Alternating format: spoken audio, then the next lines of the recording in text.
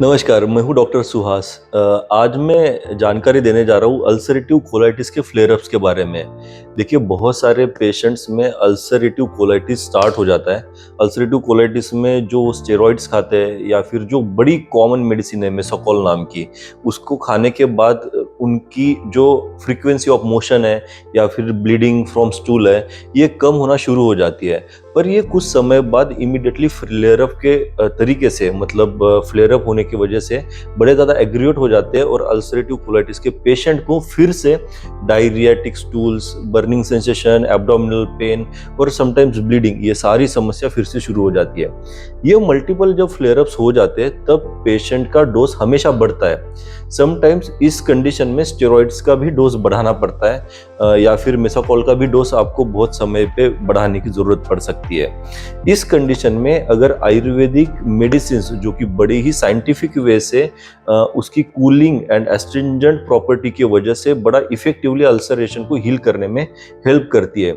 मैंने बताया जैसे कि अल्सरेटिव कोलाइटिस के पेशेंट में जब भी म्यूकोजल लाइनिंग की इन्फ्लेमेटरी कंडीशन बार बार उत्पन्न हो जाती है, कुछ मेडिसिन खाने की वजह से वो सप्रेस हो जाती है, फिर फ्लेयर अप होते हैं और फिर से उत्पन्न हो जाती है, तो इसके कारण फिर से मोशंस होना या फिर स्टूल में से ब्लीड आना, ये समस्या शुरू हो जाती है, जिसके कारण वो बड़ा ही वीक फील करता है, उनका वेट ड्रॉप हो जाता है और वो सोशली और फाइनेंशियली भी बड़ा ही डिस्टर्ब रहता है। इस कंडीशन में कूलिंग और एस्ट्रिंजेंट प्रॉपर्टी की जो ये आयुर्वेदिक हर्ब्स है, ये बड़ी अच्छी काम करती है उस सिम्टम्स को रिड्यूस करने के लिए।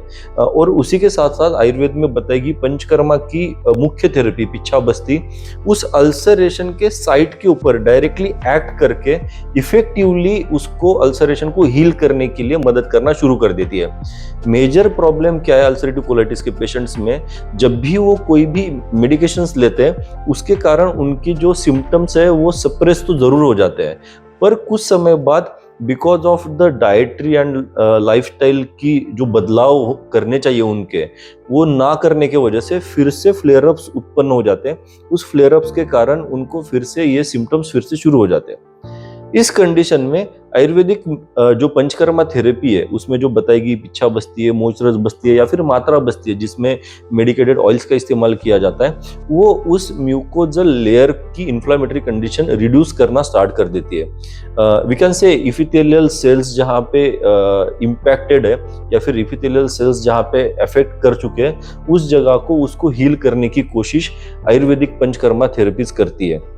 उसी के साथ साथ अल्सरेशन हील होना शुरू हो जाते हैं। जब अल्सर्स पूरी तरीके से हील हो जाते हैं तो फ्रीक्वेंसी ऑफ मोशन और ब्लीडिंग फ्रॉम स्टूल, ये दोनों समस्याएं हील हो जाती है और उनके फ्लेयर अप्स भी कम होना शुरू हो जाते हैं। पेशेंट अल्सरेटिव कोलाइटिस का कभी भी अल्सरेटिव कोलाइटिस के प्राइमरी सिम्टम्स से परेशान नहीं होता है। जब ये मॉडरेट या फिर सीवियर कंडीशन हो जाती है और उसकी फ्लेयर अप्स बार बार होना शुरू हो जाते हैं, उस कंडीशन में बहुत ज्यादा परेशान रहता है। उस कंडीशन में अगर आयुर्वेदिक मेडिसिन जो कि एस्ट्रिंजेंट एंड कूल प्रॉपर्टीज की है, जो कि पित्त शमन करने वाली है, एसिडिक नेचर को कम करने वाली है, उन मेडिसिन का यूज करना प्लस साइंटिफिकली प्रूवन पिच्छा बस्ती का इस्तेमाल करना उस अल्सरेटिव कोलाइटिस के फ्लेयर अप्स को परमानेंटली ठीक करने में मदद कर देते हैं। हमारे यहाँ अल्सरेटिव कोलाइटिस के पेशेंट को आईपीडी में एडमिट किया जाता है, जिनका आयुर्वेदिक डाइट बड़ा ही इंपॉर्टेंट पार्ट है। उसके साथ साथ जो पंचकर्मा में बताई गई पिच्छा बस्ती, मात्रा बस्ती, जो कुछ भी आवश्यकता है उसके अनुसार उनको दी जाती है। उसी के साथ साथ जो आयुर्वेदिक मेडिसिन है